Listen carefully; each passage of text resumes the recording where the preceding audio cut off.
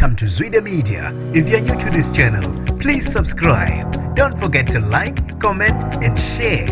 Here's a new video for today. Enjoy.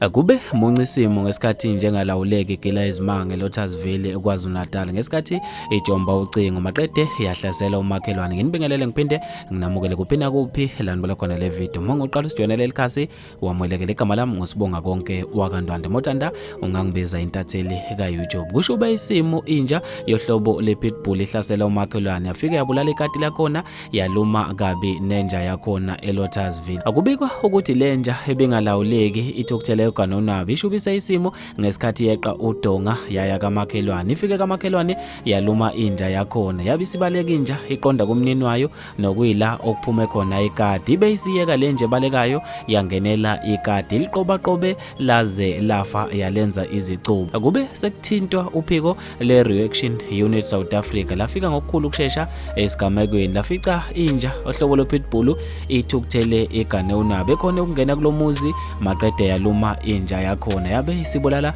nekati inja elimale kabuhlungwane ibisiphuthunyiswa endaweni yokuthola usizo namanje akwaziyo ukuthi ngabe kube yini imbangela yokuthukuthela kwalenja eyingozi emphakathini uhlobo lwe-pitbull bafethu mina ngizofisa ukwazi okuphala kwenu ngalolu daba khona lapha kwi-comment section ukuthi wena ngampela ungayifuya na lenja eyingozi ngendlela emangalisayo siqede le ndaba khona lapha kwi-comment section.